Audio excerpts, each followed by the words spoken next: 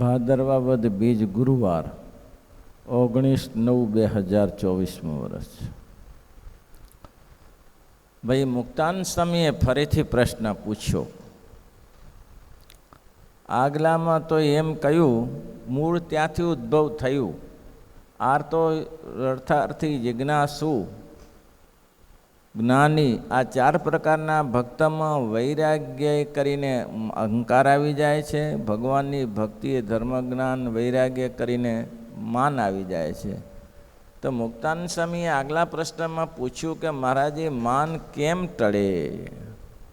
માન ટળવાનો રસ્તો બતાવો. તો શ્રીજી મહારાજે કહ્યું એક મહાપુરુષોની સેવા સિવાય કોઈ ન થાય. એનું મહાત્મ્ય સમજે, એનું મહાત્મ્ય સમજે, એને સેવા કરે, એનાથી જ એ જીવને ભગવાનનું જે ભગવાનના સંતો પર ઓળખાય અને માન જાય. તે સિવાય કોઈ ઉપાય નથી.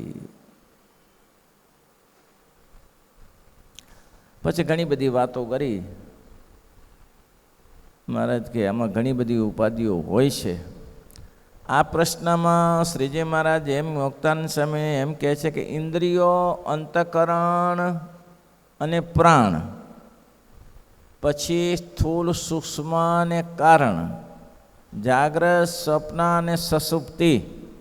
આ શાસ્ત્રમાંથી બધી વાંચીએ છીએ કે આને ને દેહને કાંઈ લેવા દેવા નથી. ભાઈ જાગ્રત, સ્વપ્ન અને સુસુપ્તિને જીવને કાંઈ લેવા દેવા છે? આપણે જાગ્રતમાં છીએ, રાત્રે સૂઈ ગયા સ્વપ્ન અવસ્થામાં છીએ. જાગ્રત, સ્વપ્ન અને સુસુપ્તિ ઘોર નિદ્રામાં સૂઈ ગયા. એને જીવને શું લેવા દેવા છે? તો મુક્તાનંદ સ્વામી કહે છે કે અમે સમજીએ છીએ, શાસ્ત્રમાંથી જાણ્યું છે, વિચાર્યું છે, તેમ છતાં મહારાજ આવી તકલીફ કેમ થાય છે? આ વચનામૃત છે ભાઈ, સોળોલા સોના જેવું છે. સતસૈયે કે દોહરે જ્યું નાવિક કે તીર, દેખન મેં છોટે લગે ને ઘાવ કરે ગંભીર. એવું છે. સતસઈ લખાતી 700 શ્લોકની બહુ નાની નાની કણિકા હોય, શિક્ષાપત્રીથી નાની. સતસૈયે કે દોહરે જો નાવિક કે તીર, દેખન મેં છોટે લગે પણ ઘાવ કરે ગંભીર. ઉપરથી પથ્થરો મારીએ તો એ થાપો પડે, પણ ગોળી મારીએ તો આખો વિંધાઈ જાય. તેમ મહારાજ કે આ તો ગોળીઓ જેવું છે. વચનામૃત છે એ તો મહારાજ શાસ્ત્રમાંથી જાણ્યું છે, સંતોની પાસેથી સાંભળ્યું છે. તેમ છતાં આ જીવ ભગવાનનું ભજને કરે છે. પાછું ભજન શરણ કરતાં કરતાં સંકલ્પ વિકલ્પને જોગે કરીને પાછો કેમ પડી જાય છે? તો પછી દુખ્યો કેમ થઈ જાય છે? દુખ્યો ન થવો જોઈએ, પણ થાય છે ભાઈઓ. નિશ્ચય કર્યો છે, દ્રઢ નિશ્ચય છે, બધું જ છે, તેમ છતાં થાય છે. શ્રીજી મહારાજ ઉત્તર કેવો સરસ આવે છે. કોઈ સર્વજ્ઞ થાય છે, કોઈક સિદ્ધ થાય છે, કોઈ સાધક થાય, દેવતા થાય છે. આ બધા જે થાય છે એ ભગવાનની ઉપાસના એ કરીને મહારાજે ઉપાસનાનું જોરદાર ભાર મૂક્યો છે. કોઈ પણ જગ્યાએ એક સાકારપણાની નિષ્ઠા અને એક ઉપાસના. આના વિશે મહારાજે ઘા ઠોક્યા છે. મહારાજ કે જે પ્રગટ મળ્યા છે તેની ચોટી રહો, બસ આટલું જ કરવા જેવું છે. આડારા લફરા લપાકા મારતા નહીં ક્યાંયથી. અને દુરાચારી ભક્તિ કરી. મારે કે એક પકડી રાખો ને, એક સાંધે 100 સાંધાય, 100 સાંધે એક જાય, એવું થાય. એકને સિદ્ધ કરશો તો પહેલે 100 સિદ્ધ થશે. એક જ સિદ્ધ નહીં કરો તો 100 જશે. 100 સાધે, એક સાધે 100 સધાય. એકને સિદ્ધ કરશો તો બધું સધાઈ જશે. કોઈ પણ માણસને એક બાબતના રેગ્યુલર દેખો એટલે સમજી રહેવાનું કે આ માણસ દરેક ક્રિયામાં રેગ્યુલર જ છે. ઉદાહરણ તરીકે તમને લાવું. થાળી પુલક ન્યાય. થાળીમાં ચોખા એટલે તે તપેલીમાં ચોખા રાંધવા મૂક્યા હોય, પછી એ ચડ્યા પછી ખબર કેમ પડે? કેવી રીતે ખબર પડે ચડી ગયો એમ? એક ચોખ્ખો દબાવીએ, એક ચોખ્ખો દબાવવાથી બીજા ચોખાને શું લેવા દેવા છે? બીજા કાચા રહે તો કે રહે જ નહીં. થાળી પુલક ન્યાય એક ચોખો દબાવો એટલે તપેલીના ચોખા ચડી ગયા, એમ સમજી લેવાનું. ભાઈ આ ન્યાય છે, થાલિક પુલક ન્યાય છે. એક વસ્તુ જોઈ લીધી એટલે બધાની ખબર પડી ગઈ. તમારી સંતોની કે હરિભક્તોની એક ક્રિયા જોઈ લીધી, એ ક્રિયા એક દિવસ માટે નહીં, 6 મહિના સાથે જોવી પડે. 6 મહિના સાથે જોવી પડે. અને એટલા જ માટે કહ્યું કે આહાર વિહાર યોગ્ય સ્ય. અહીં છોકરાઓ દોડે છે ને, અહીં છોકરાઓ તે કેટલા ચક્કર મારે? 10 ચક્કર મારે છે. અઠવાડિયું 10 દિવસ જ ચાલે, પછી બંધ. કેમ? વધારે દોડ્યા. પણ દરરોજ 2 ચક્કર માર્યા તો લાંબુ ચાલત. દરરોજ 2 ચક્કર મારે તો લાંબુ ચાલે. એટલે કોઈ પણ વ્યક્તિના 6 મહિના સુધી જોવાનું. 10 દિવસે પૂરું થઈ જાય, કંઈ કામ ન કરી શકે. 6 મહિના સુધી જોવાનું કે એની પોઝિશન જળવાઈ ગઈ. એટલે એકમાં જે માણસ તૈયાર છે એ બીજામાં તૈયાર થઈ જ જાય. નિયમ જ છે એવું. એકમાં તૈયાર હોવો જોઈએ. ડેલી ઉમરા ઉપર દીવો કરીએ એટલે અંદરે પ્રકાશ થાય અને બારે ઓસરીમાં પ્રકાશ થાય અને ઓરડામાં પ્રકાશ થાય. કેમ? દીવો ક્યાં મૂક્યો છે? ઉમરા ઉપર. પણ અંદર ઓરડામાં દીવો મૂકો તો એ ઓસરીમાં પ્રકાશ ના કરે. તેમ એ એક વસ્તુ ઉપરથી એને નિર્ણય કરી લેવો જોઈએ કે આનું આમ જ થઈ શકે છે. એટલે મહારાજ કે ભજન સ્મરણ કરતો કરતો દુખ્યો કેમ થઈ જાય છે? એટલે મહારાજ કે કોઈ સિદ્ધ થાય છે, કોઈ સાધક થાય છે, કોઈ દેવતા થાય છે, એ ભગવાનની ઉપાસના એ કરીને જ થાય છે. કોઈ એમ કહેશે, કોઈ એમ બને કહી શકે કે ભાઈ ભગવાનની ઉપાસનાથી સાધનો કરીએ તો સાધનો કરીને તૂટી જાય તો એ પાર ના પડે. માણસ મજૂરી કરીને તૂટી જાય કેટલું કરી શકે? જેના ઉપર ભગવાન શરણાગત પાપ પર્વતમ ગણયિત્વા ન તદીય તદગુણમ અણુમપ્ય તુલમ. એ તો ભગવાન જ સામે ધારે કે મારે આને સુખ્યો કરવો છે તો એને વાર નથી લાગતી. અને એ ક્યારે કરે? તો કે એની ઉપાસના એ કરીને ભગવાનની ઉપાસના કર્યા કરો. બાકી કોઈ એમ કહેશે કે શાસ્ત્રથી સાંભળી લઈએ, કોઈ મહાપુરુષથી સાંભળી લઈએ, એ તો શક્ય નથી. સાંભળી લીધા પછી જગતમાં કહેવાય પેગડે પગને બ્રહ્મજ્ઞાન ન થાય. સમજો છો?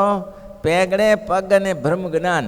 એક બાપુ સાધુ પાસે સત્સંગ કરવા માટે આવ્યા. તે હજી ઉતાવળ બહુ હતી.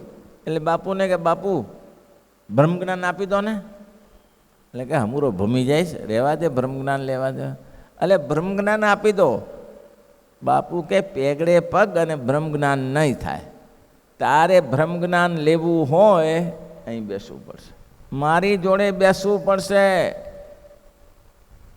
6 મહિના બેસ, તારે બ્રહ્મજ્ઞાન મળે. પેગડે પગને બ્રહ્મજ્ઞાન થાય? રઘુવીરજી મારે ગુણાતીતાન સ્વામીને તે વાતો સાંભળીને મજા પડી ગઈ કે સ્વામી મારે તમારી કથા સાંભળવી છે, કે ઘર ભેગા થઈ જાઓ. એમ ના થાય. આ 1000 માણસનો રસાલો લઈને આવ્યા છો, 1000 માણસનો કાફલો લઈને આવ્યા છો. હવે મારે અહીંયા પાણીના ઠેકાણા નહીં, નવડાવવા કેમ? આ બધાને ખવડાવું નવડાવું, એમાં હું વાતો કરું કે આની સરભરા કરું? ત્યારે સ્વામી કે શું કરવું મહારાજજી? કે તો કંઈક કામ કરો, અત્યારે વડતાલ ભેગા થઈ જાઓ અને પછી નિરાંતે સમય મળે ને ત્યારે એક પાર્ષદ લઈને આવજો, 2 જણા જ. બ્રહ્મજ્ઞાન કરવું હતો, જેને મુમુક્ષુને કંઈક કરવું હતું તો કરવું જ પડે. અને ચાલીને ગયા, લ્યો, એક પાર્ષદની સાથે.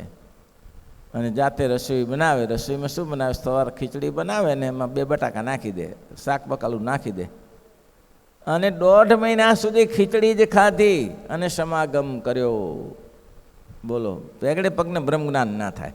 એટલે મહારાજ અહીંયા કહે છે કે કોઈ સંતોના મોઢેથી સાંભળી લઈએ અને માની કે અમે બ્રહ્મજ્ઞાની થઈ જાય, કાંઈ બ્રહ્મજ્ઞાની ના થવાય એનાથી. મહારાજ કે એ ગમે એટલો નિશ્ચય કર્યો હોય, નિશ્ચય કર્યો છે શાસ્ત્ર વાંચીને કે આ સ્થૂળ સૂક્ષ્મને કારણ અને જાગ્રત સપનાને સુષુપ્તિ ઇન્દ્રિયો અંતઃકરણ દેવતાથી આ જીવ અલગ છે, તોય ભેગો ભળી કેમ જાય છે? મહારાજ કે એ તો ઉપાસનાની જરૂર છે. પુરુષોત્તમ નારાયણની ઉપાસના કરો તો થાય. કોઈ એમ કહે કે સંતો થકી ને શાસ્ત્ર થકી સાંભળીને આત્મા અનાત્માનો વિવેક કરી લઈએ, શક્ય નથી. આત્મા અનાત્માનો વિવેક એટલે ભાઈ, આત્મા અનાત્માનો વિવેક એટલે પૂર્ણાનંદ દેહ અને જીવનો વિવેક. વિવેક એટલે શું? અલગ પાડી દેવું કે ભાઈ આ દેહનું કામ છે અને આ જીવનું કામ છે, તો જ અલગ પડે. એટલે ગુણાતીતાનંદ સ્વામી કે એના માટે સાંખ્યનો વિચાર કરવો, આત્મા અનાત્માને ઓળખવા માટે સાંખ્યનો વિચાર કરો. કપિલદેવ ભગવાને માતા દેહૂતિ પ્રત્યે જે સાંખ્ય જ્ઞાન આપ્યું છે એનો વિચાર કરવો. તો કે એ શું કહે છે? જે કોઈ આ પ્રકૃતિ થકી ઉત્પન્ન થયા એ બધા નાશવંત છે. પ્રકૃતિ એટલે અક્ષરધામ શાશ્વત છે, એમાં રહેલા મહાપુરુષો શાશ્વત છે. ત્યાંથી જે બધા થયા ને બધા પછી મહાપુરુષથી પ્રકૃતિ પછીને જે થયા એ બધા નાશવંત છે. અક્ષર પુરુષ શાશ્વત છે. એટલે કે આ સાંખ્યશાસ્ત્રનો વિચાર કરીને પકડી રાખવાનું કે શું કરી શકાય છે, પણ વ્યક્તિ થતી નથી. જીવને જેટલી પોતાના ઈષ્ટદેવ પરમેશ્વર વિશે નિષ્ઠા હોય તેટલો જ આત્મા અનાત્માનો વિવેક થાય છે, પણ ઈષ્ટદેવના બળ વિના કોઈ સાધન સિદ્ધ થતું નથી. આ બહુ ધ્યાન રાખવાનું. પોતાને બળે ના બળવું. મેં કર્યું નરસિંહ મહેતાએ લખ્યું ને, હું કરું એ જે અભિમાન છે શકટનો ભાર જેમ શ્વાન તાણે. ગાડા નીચે કૂતરું બેસી જાય, ગાડું ચાલી જતું હોય, હવે એને એક તો તડકો લાગતો હોય, પાછું ગાડી નીચે બેસી ગયું અને બધાને બતાવે કે ભાઈ તાણે છો, ભાઈ ખેંચે છે. શકટનો ભાર જેમ. આમાં આપણે માનીએ છીએ, આપણે કરીએ છીએ.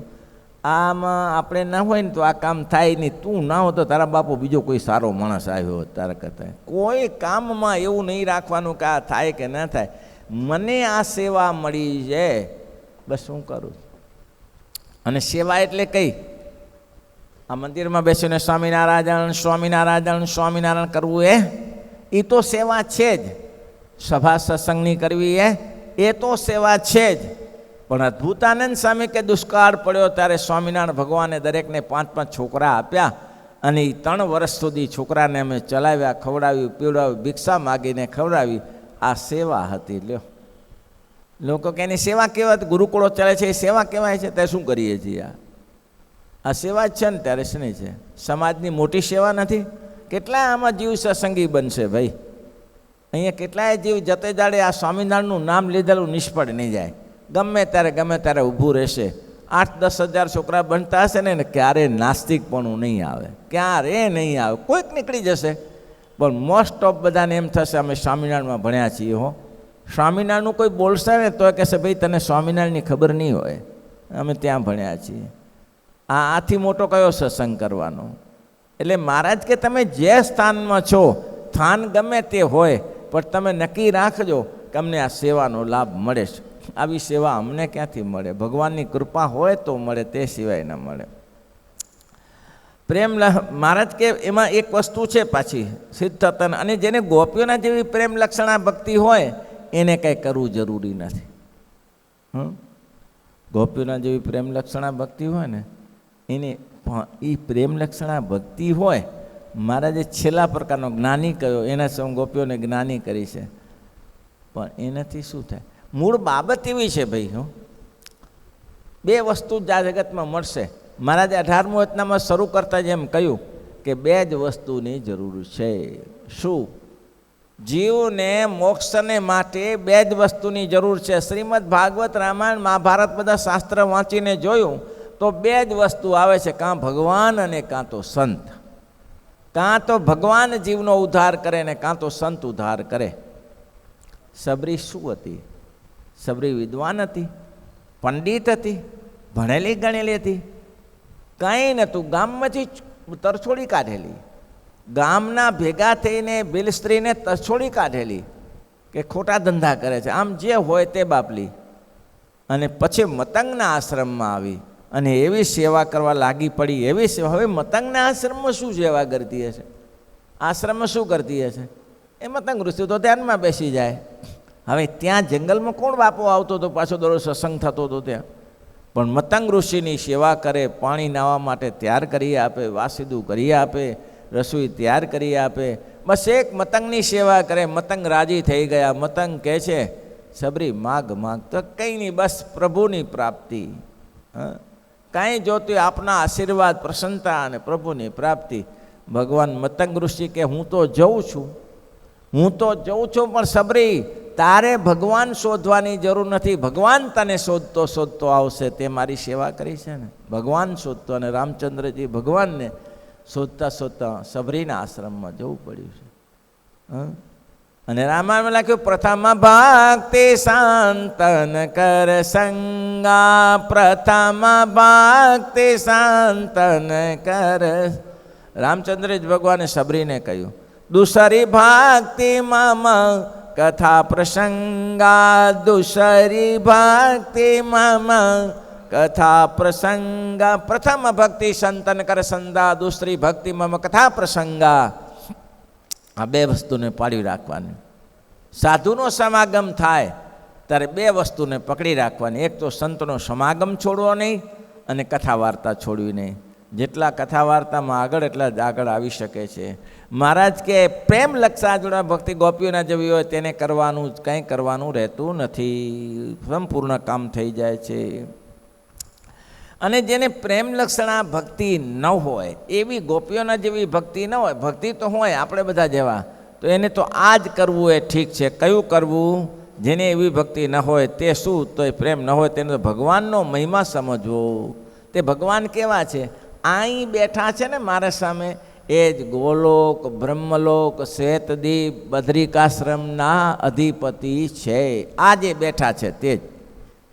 જો કે એ બેઠા છે એમ કેમ કહેવાય? આને કહેવાય આ સતીને આ જ સનેપાત થયો ને. સતીને સનેપાત શેનો થયો? ભગવાન રામચંદ્રજી ગાંડા વેડા કરતા નીકળે, મારી સીતા વૃક્ષને પૂછે, આ હસે છે, ફૂલેલું વૃક્ષ આ હસે છે, આ હસે છે, આને મારી સીતાની ખબર હશે. આવા ગાંડા વેડા કરે એમાં શિવજી ત્યાંથી પસાર થયા. જય જગન્નાથ. સતી કે આ શું કર્યું? આ ગાંડીઓ આવો તો કોઈ જગતમાં કોઈ પુરુષ નથી કે આમ ગાંડા કરે. પતિની પાછળ આવો ગાંડો થઈ ગયો હોય, પત્નીની પાછળ. આ કેવો ગાંડો? વૃક્ષને પૂછે છે, મરગલાને પૂછે છે, તમે દોડો છો, મારી સીતાની તમને ખબર હશે, બતાવો મારી સીતા બતાવો. ફૂલેલા વૃક્ષને પૂછે, તમે હસો છો, મારી સીતાને તમને. અને એમાં જય જગન્નાથ. સતીએ કીધું કોને પ્રણામ કર્યા? તો મારા ઈષ્ટદેવ ભગવાન. આ દશરથનો દીકરો ગાંડો, એને ગાડી મૂક્યા છે ઘરથી કઈકીને, એ અહીંયા રખડે છે, એને જગન્નાથ દેવી બરાબર છે. શું બરાબર છે? આવા ને એવા રહ્યા લોકો તમને ભોળા કહે છે, એ વાત સાચી છે, કોઈ હોશિયારી આવી જ નહીં. ભગવાન કે તું હોશિયાર છે, બરાબર છે. જે પરીક્ષા કરવા તો શું થયું? એ તો ગમે તેવું નાટક ચાલતું હોય, નાટકના સ્ટેજ ઉપર તો ગમે તેવું નાટક ભજવાય, પણ એ નાટક આબેવું ભજવાવું જોઈએ. જો નાટક જો આબેવું ના ભજવાય, જો ભગવાને એવા ચરિત્ર ના કર્યા હોય તો આપણે ગાઈએ શું અત્યારે? બોલો. ભગવાને એવા ચરિત્ર ના કર્યા હોય એટલા માટે શ્રીજી મહારાજ કહે છે એ ભગવાન હોય ક્યારે તો આમ દાપણનું કામ કરે અને ક્યારે તો ગાંડાની પેઠે વર્તે, પણ ભગવાન ભગવાન જ છે. ભગવાનમાં ફેર ના પડે, ગમે તેવું કરે તો તમને એમાં નાણું નહીં તેનાથી શું? તો મહારાજ કે જેવા છે તેવા જ છે ભગવાન કે. તો કોઈ દિવસ પાછું ના પડે. એને અનિશ્ચયનો ઘાત આ ને આ ભગવાન બેઠા છે એ ગોલોક વૈકુંઠના ધણી છે. શ્રીપતિમ શ્રીધરમ સર્વદેવેશ્વરમ ભક્તિધર્માત્મજમ